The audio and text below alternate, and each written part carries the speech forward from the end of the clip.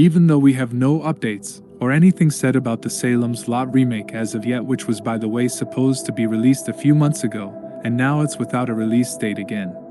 I was trying to see if the adaptation was going to be anywhere close to the novel, if it was going to stay faithful to the original story. So naturally I had to do some research to see if I could find anything related to the plot of the upcoming adaptation, which we haven't received yet. I found a post on Reddit from one of the largest Stephen King community fan pages that has nearly 200k members. I am not sure about how accurate the plot summary of the upcoming adaptation is, but it does seem genuine, so let's find out. It seems to be a review from someone that has actually seen the test screenings. I am going to try and cover the plot and explain what it says to the best of my ability, as it can get confusing. So it reads Salem's Lot 2023 plot summary. It goes on to say, the movie opens with a flashback scene, young Ben Mears. Bloody pirate story. A bunch of kids dare a young Ben to break into the Marston house, and he goes in. It's pretty much a haunted house, very eerie. A person hanged himself but then disappears. Then the ghost appears and seems to have been trapped, and suddenly an adult appears. Ben wakes up in a car. Present time, year 1975. The opening isn't really explained much, and seems out of place in the movie. Just added to have a jump scare as an opening scene.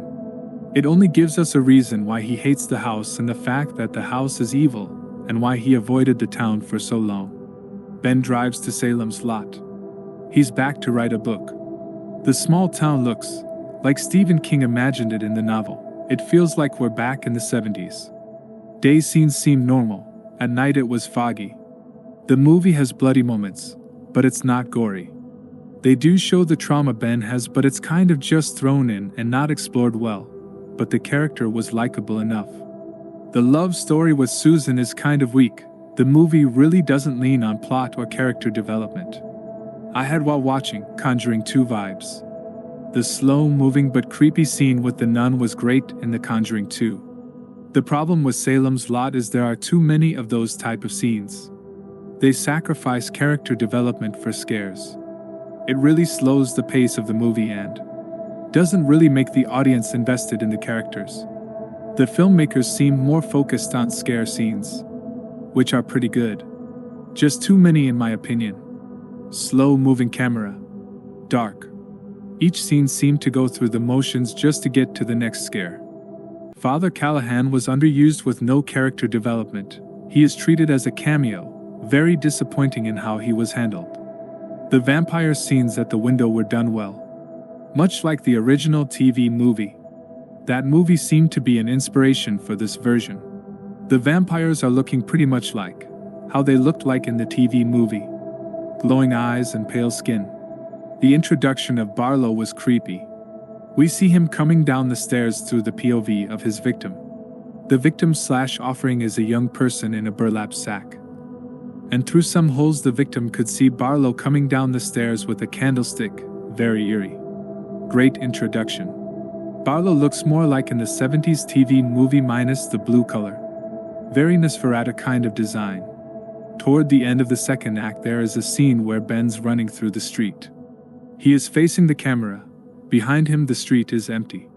Susan yells at Ben to warn him. The camera pans back to the street and the street is flooded with vampires. On top of buildings and down at the street, just coming out from everywhere. The vampires gather up and stare down on Ben. It looked scary with their glowing eyes. Another scene worth mentioning also happens in the second act. Burke searches his dark house. The scene reminded me of Conjuring 1. The light goes out and he lights a candle, which immediately goes out. We hear a loud stomping of something. He turns on a light bulb. Suddenly a vampire hand with long fingers and long fingernails grabs the bulb and it goes out. The ending is different for sure, but they gave it a clever scenario that is interesting and different. Fresh take. The ending takes place at a drive-in theater lot with the sun going down, with all the cars from the town parked there. It's a battle at the drive-in theater with all the vampires and Barlow as the sun sets. They go on to say, so, our main characters had to get to the areas where the sun shines on, to be safe, but the sun is setting, and time is running out. Crucifixes do major damage to these vampires, and they glow when a vampire is nearby. The movie needed more character development and better pacing, but it wasn't that bad.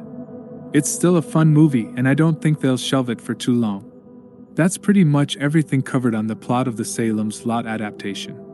I know there's going to be a lot of conflicts if we are ever going to get an adaptation that will stay faithful to the novel. From reading the review, the movie doesn't seem that terrible. I know the plot seems all over the place, but this could be the reason behind all the delays that we are getting for the release. Maybe they are trying to perfect the adaptation, so we are not disappointed when it is released. As you all know, it's been nearly 40 years since the original miniseries adaptation released. There is probably many of the plot missing, but remember, this is also only a review of a test screening, so not everyone has the same opinions. There seems to be many of the plot missing. Maybe they haven't mentioned key parts of the movie or were told to left out, which could be a certain possibility. For me, it seems to be edging more towards the miniseries rather than the novel. Not as much character development, as we all know was a main part of the novel. They seem to be going with the same vampire look, the pale blue, at least for Barlow, which, as you probably know, is a big concern for most Salem's Lot.